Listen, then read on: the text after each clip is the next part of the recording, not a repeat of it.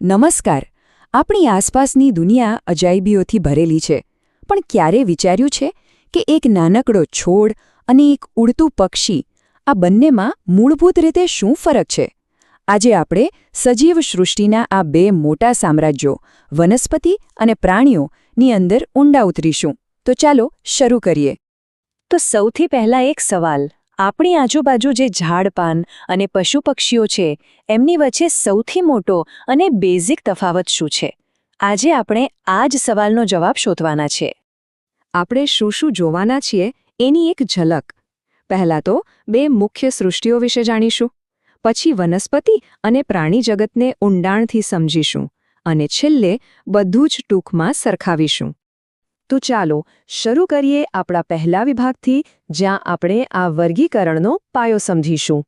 જુઓ, વૈજ્ઞાનિકો છે ને એ પૃથ્વી પરના બધા જ સજીવોને 5 મોટા ગ્રુપમાં વહેંચે છે, પણ આજે આપણે એમાંથી બે સૌથી કહી શકાય કે વિકસિત અને સૌથી જાણીતા ગ્રુપ પર ફોકસ કરીશું, એટલે કે વનસ્પતિ અને પ્રાણીઓ, જે આપણને રોજબરોજ જોવા મળે છે.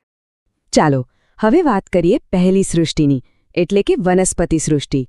આ એ સજીવો છે જે પૃથ્વી માટે ઉત્પાદકનું કામ કરે છે, પણ એક જ જગ્યાએ રહીને. તો કોઈ સજીવ વનસ્પતિ છે એ કઈ રીતે નક્કી થાય? એના માટે અમુક ખાસ લક્ષણો છે.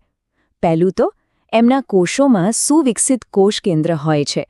બીજું, એમની પાસે હોય છે હરિત દ્રવ્ય.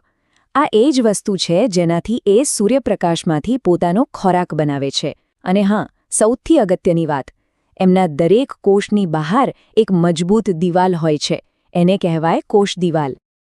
હવે આ જે કોષ દિવાલ છે ને, એ સેલ્યુલોઝ નામના મટીરિયલથી બનેલી હોય છે. અને આ જ સેલ્યુલોઝ છે જે ઝાડ પાનને એની મજબૂતી, એનો જે કઠોર આકાર છે એ આપે છે. પ્રાણીઓના કોષોમાં આવું કંઈ હોતું જ નથી. આ યાદ રાખવા જેવો મુદ્દો છે. પણ એક મિનિટ, શું બધી જ વનસ્પતિઓ પોતાનો ખોરાક જાતે બનાવે છે? આપણે તો એવું જ માનીએ છીએ, બરાબર ને? પણ ના, અહીંયા કેટલાક રસપ્રદ અપવાદો છે. જેમ કે વીનસ ફ્લાય ટ્રેપ. આ એક એવો છોડ છે જે કીટકોને ફસાવીને ખાઈ જાય છે. પછી અમરવેલ, એ તો બીજા છોડ પર વેલની જેમ વીંટળાઈને એમાંથી જ પોતાનું પોષણ મેળવે છે. કુદરત કેટલી અજાયબીઓથી ભરેલી છે, ખરું ને? વનસ્પતિઓની લાઈફ સાયકલ પણ બહુ યુનિક હોય છે. એમાં એક ખાસ પ્રોસેસ જોવા મળે છે જેને એકાંતર જનન કહેવાય છે. આનો સીધો સાદો મતલબ એવો થાય કે એક જ છોડ પોતાની લાઈફમાં બે અલગ અલગ સ્ટેજમાંથી પસાર થાય છે, એક પછી એક. આ બે સ્ટેજ છે, એકને કહેવાય બીજાણુજનક અને બીજાને જન્યુજનક.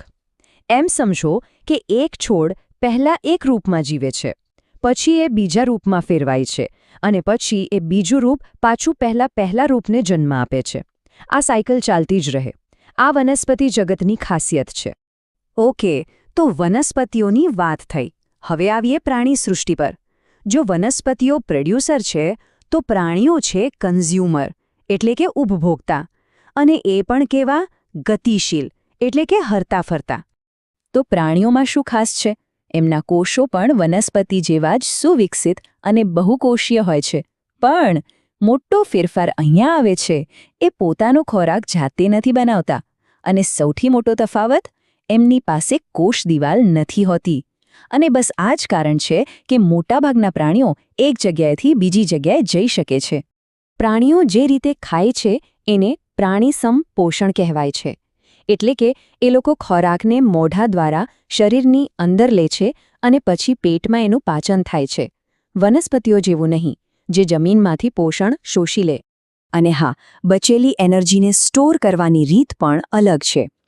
વનસ્પતિઓ એને સ્ટાર્ચના રૂપમાં સ્ટોર કરે છે, જેમ કે બટાકામાં હોય છે, જ્યારે પ્રાણીઓ એ ગ્લાયકોજન અથવા તો ચરબીના રૂપમાં સ્ટોર કરે છે. આ નાનકડો પણ બાયોલોજીની દ્રષ્ટિએ બહુ મોટો તફાવત છે. એ સિવાય પણ પ્રાણીઓ અલગ પડે છે. એમની ગ્રોથ એક સમયે અટકી જાય છે અને એક ફિક્સ્ડ આકાર બની જાય છે, જ્યારે ઝાડ તો જીવનભર વધતા રહે છે. પ્રાણીઓ પાસે દુનિયાને સમજવા માટે સેન્સરી સિસ્ટમ, નર્વસ સિસ્ટમ હોય છે, અને એમનો પ્રજનન અને વિકાસ પણ ઘણો જટિલ હોય છે. ચાલો અત્યાર સુધી આપણે જે કંઈ પણ સમજ્યા એને ફટાફટ એકસાથે મૂકીને સરખાવી લઈએ. આ છે આપણો ફાઇનલ સારાંશ. તો મુખ્ય તફાવત શું છે? વનસ્પતિમાં કોષ દિવાલ છે, પ્રાણીમાં નથી. પોષણની વાત કરીએ તો વનસ્પતિ સ્વયંપોષી છે, પ્રાણી વિષમપોષી. હલનચલન, વનસ્પતિ સ્થિર, પ્રાણી ગતિશીલ. અને ફૂડ સ્ટોરેજ, વનસ્પતિ સ્ટાર્ચમાં કરે છે, જ્યારે પ્રાણીઓ ગ્લાયકોજન કે ચરબીમાં. બસ આ 4 પોઈન્ટ્સ જ બધું કહી દે છે. આખી વાતનો સાર બસ આટલો જ છે. મૂળભૂત ફરક એકદમ સ્પષ્ટ છે. એક સૃષ્ટિ જે એક જગ્યાએ રહીને પ્રોડક્શન કરે છે અને બીજી સૃષ્ટિ જે હલનચલન કરીને એનો ઉપભોગ કરે છે. સિમ્પલ. પ્રોડ્યુસર અને કન્ઝ્યુમર. સારું, તો આપણે વનસ્પતિ અને પ્રાણીઓ વિશે તો જાણી લીધું, પણ એક સવાલ મગજમાં આવે છે ખરું ને, કે આ વાયરસ અને બેક્ટેરિયા એ ક્યાં આવે? આ લોકોનું સ્થાન કયું? આ સવાલનો જવાબ જીવવિજ્ઞાનની દુનિયાને હજી પણ વધુ રસપ્રદ બનાવે છે. આના વિશે જરૂર વિચારજો.